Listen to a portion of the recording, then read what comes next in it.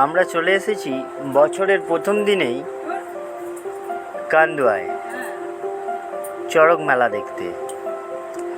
এখানে ঢুকেই যেটা প্রথমে দেখা যাবে সেটা হলো ফাঁকা ফাঁকা চারিদিকে, কিন্তু যতটাই বেলা গড়াচ্ছিল দেখলাম লোকের ভিড় ভালোই হয়েছে।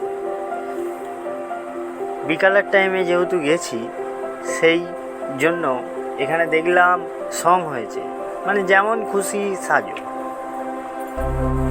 এখানে খুব খুদে খুদে বাচ্চারা সেজেছে, কেউ সেজেছে শিব, কেউ সেজেছে কৃষ্ণ, আবার কেউ বা সেজেছে বৃদ্ধাশ্রম। দেখে মন একেবারে ভরে যাবে।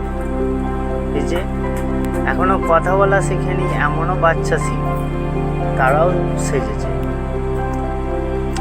এখানে লেখা আছে মুক্ত হস্তে দান করো। এই যে কৃষ্ণ সেজেছে, গোপাল ননি খাচ্ছে। এটা তো প্রথমে বুঝতেই পারিনি সং না পাথরের কিছু দাঁড়িয়ে আছে, তারপর দেখলাম সং, একজন সেজেই দাঁড়িয়ে আছে। তারপর এদিকটা দেখলাম হনুমান বাঁধা, মুখ দেখতে পাইনি যদিও।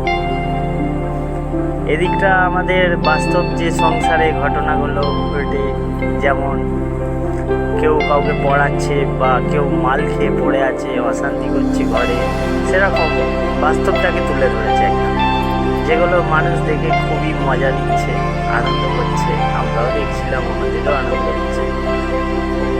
এদিকটা একদম বাচ্চারা পড়াশোনা করছে, বৃদ্ধাশ্রম, হ্যাঁ যেটা বলছিলাম বৃদ্ধাশ্রমে থাকছে মায়েরা সব।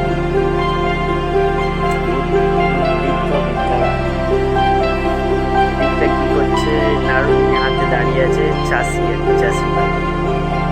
এছাড়াও মেলায় বিভিন্ন প্রাঙ্গণে সব্বে মেলা বসছে, সব্বে সাজাচ্ছে আর কি।